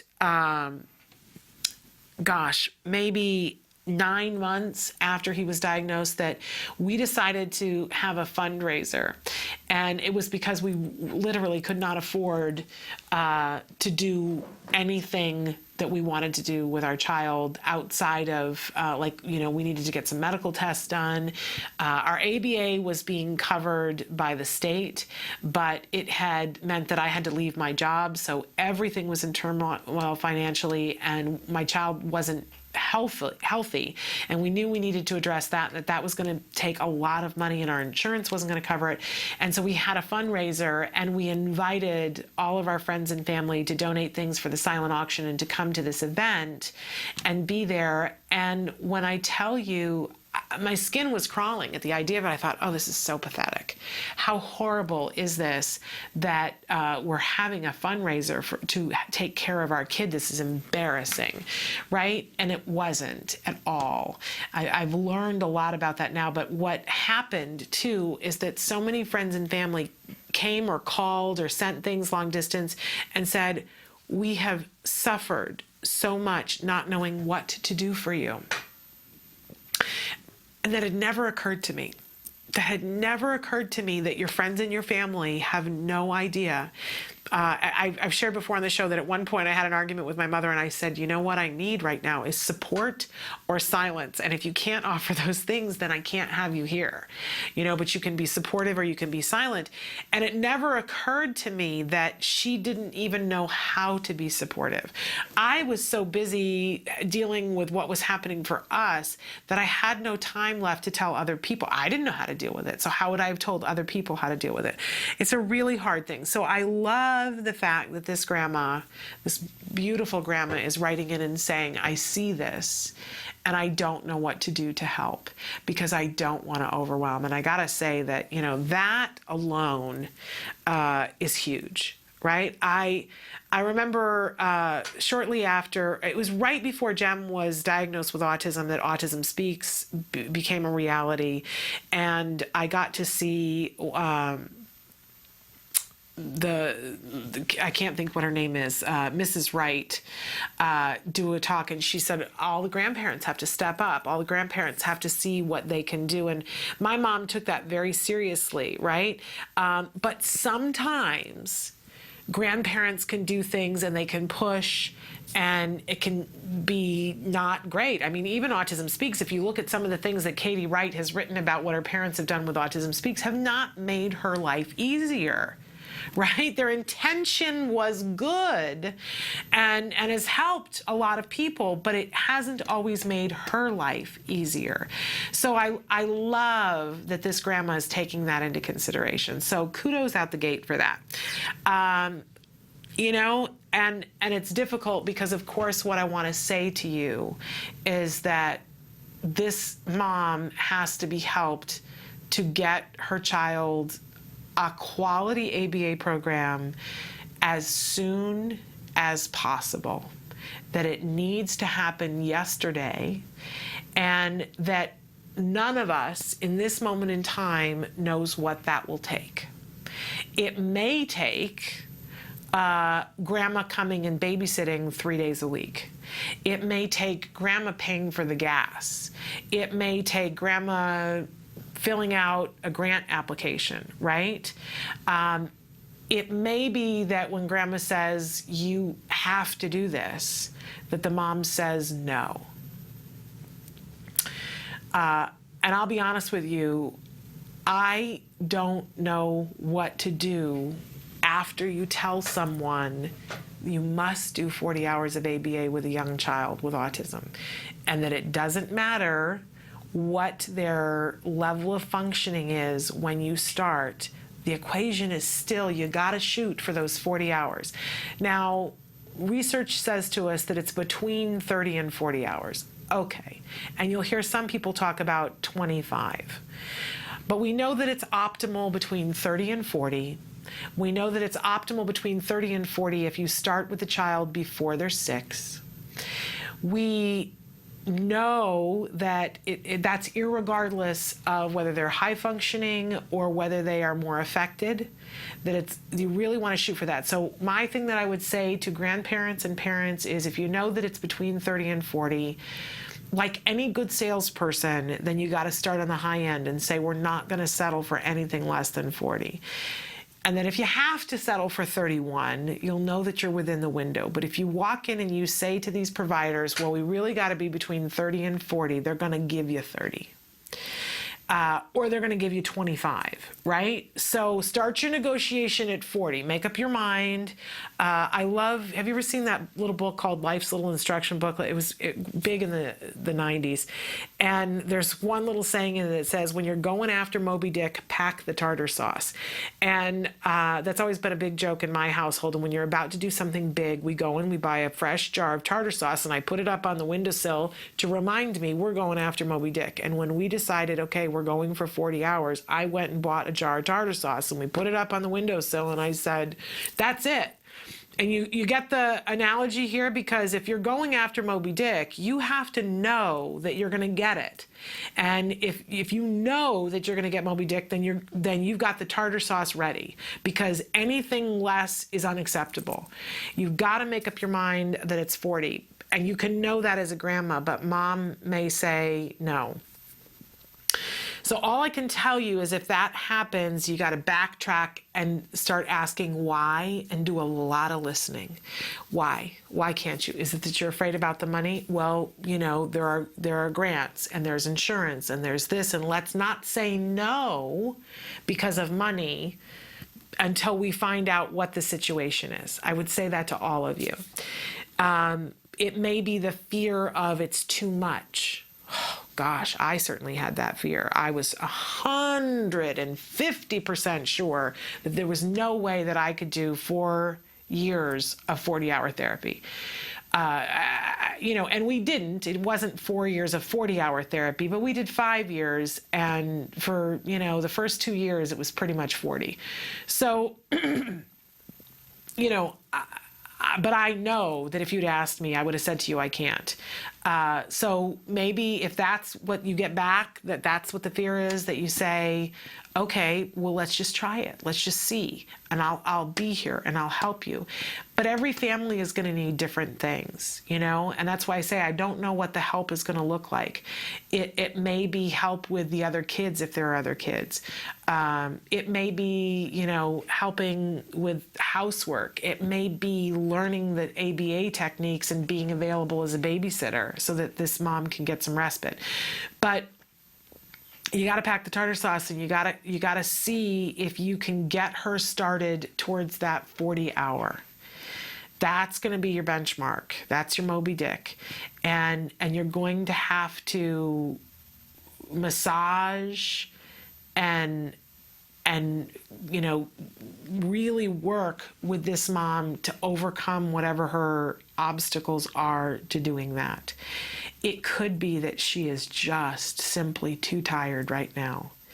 If you think about, if I was to ask you for 2 years to not get good quality rest, and at the end of that 2 years, have you go to a meeting and have you be told it's never going to get any better, which is what a lot of people get told in that meeting when their child is diagnosed. Oh, and by the way, and it's not just autism, right? Because that's what I'm hearing here. Oh, it's these other things too, and it's never going to get better. You are not going to be in your highest, best decision-making self in that moment. Maybe you need to go and say, you go sleep for 10 hours. You're off the clock. And then in 10 hours, after you've had some rest and had a good meal and your house is clean, then we'll talk about how we're going to get to this 40-hour thing, right? So I don't know. You're going to have to play it by ear. And she's going to get overwhelmed no matter what. But she will be happy, and she's going to hate you for a while anyway, right? Because there's a lot of stuff that she's going to hate right now.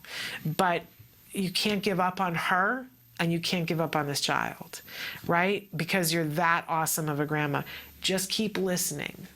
Just keep listening, and the only for sure thing is that you're shooting for the 40 hours. Everything else, listen and adapt. That's the best thing you can do. And ask her, how can I support you? What do you need? She may not be able to tell you, but you listen. All right, we're going to take a break, and we're going to come back and answer some more questions. Stick with us.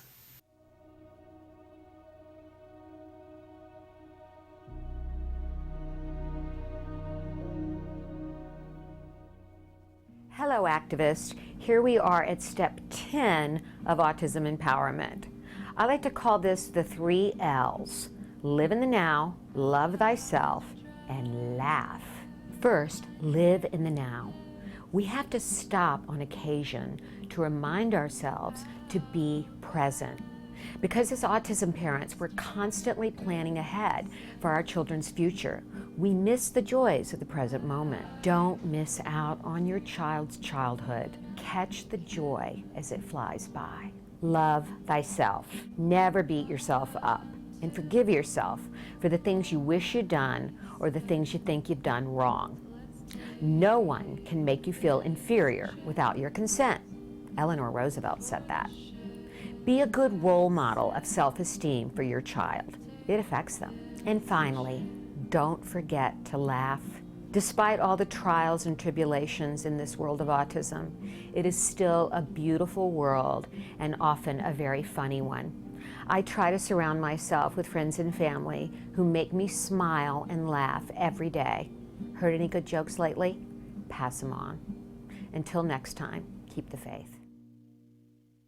A couple of quick notes that on the show tomorrow, Ask Dr. Doreen. She will be here with us, and she'll be answering your questions. I do have a bunch of questions from the break, but I've got room for more because a lot of the things are in the same arena. So if you have questions that you want to ask Dr. Doreen, make sure that you send those in tonight and tomorrow, and we will be asking those questions of her in the morning. Then in the second hour, Let's Talk Autism with Shannon and Nancy Allspaw Jackson, who you just saw, and by the way, said the same quote that I said earlier. How fortuitous was that? Eleanor Roosevelt, no one can make you feel inferior without your consent. One of my favorite quotes too. Nancy will be with us, and Nancy is the executive director of Autism Care and Treatment Today, a wonderful organization that provides grants for families for the things that they need. Remember, we were just talking about, I don't know what an individual family needs because we all need something different. One person might need somebody to babysit so that they can sleep. Another person might need help getting a repair done to their car so that they can get to speech therapy. Everybody's going to need something different. Some people need a fence to contain their child while they're working on wandering. Other people need a medical test. We needed medical tests for my son to help him to get healthy. So, everybody needs something different, and I love the fact that ACT Today doesn't just decide and go, well, let's give iPads to everyone, which there would be nothing wrong with that, right? But on the list of what an individual family needs, iPad might be, number 4, because what they really need is a lock on the door so that the child can't get out, or an alarm on the door so that the child can't get out, right? And an iPad would be nice, but we have to ensure that the child is safe first. So, and by the way, ACT Today does give away a lot of iPads, right? They're not anti-iPad at all, but I'm saying that it's different for every family. There have been families that needed a trampoline. So I love the fact that ACT Today does that. They have 4 different times in the year where they allow you to fill out a grant application. They're not in a grant phase right now, but they will be again soon, but a really remarkable organization. So she'll be with us tomorrow afternoon. I'm hopeful we're going to have a really amazing guest tomorrow, but it's a little bit in question right now, so I'm not going to give that away. Then on Thursday, we will be here, and normally we have Dr. Del Nadowski and Dr. Jonathan Tarbox with us on Thursday. They will not be able to join us. They are busy finishing the book, and they are all going to a conference, Cal ABA. There are amazing conferences that happen in different areas of the country where ABA providers, all ABA providers, people who are working on autism and people who are working with ABA and other applications get together. They present papers. They have the international one, which will be in Chicago over the Memorial Day weekend. And individual areas have conferences as well. So this is the California version of it that's happening this weekend. So they will not be here with us on Thursday. But instead, this is very exciting to me, we have a wonderful guest who's going to be with us. And of course, I've completely forgotten his name. Wait. It's here. I have it. I've lost it. A young gentleman who is on the spectrum who has done a TED Talk. Dan Wendler. Thank you, Emily, because I have cottage cheese for brains today. But anyway, he will be with us on Thursday, and we're looking forward to having a great conversation with him about all the things that he has been through in his life and all the wonderful speaking engagements that he's doing. He's a gentleman with a lot to say, very inspirational. So, and we've got a couple of other stories that we're working on for you to close out this fabulous feel-good February month.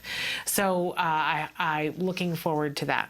All right, we're going to take another short break, and then we're going to come back to close out the show by answering some more questions that you guys have about what strategies can be implemented when the child does not see that his behavior is inappropriate. Stick with us.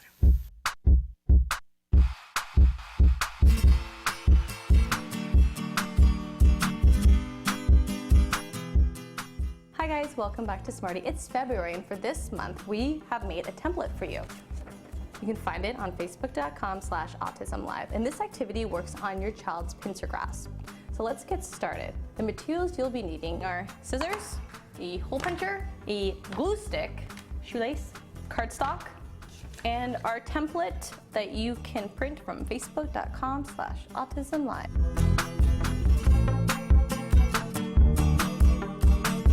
First, I'm going to take my template and glue it to cardstock.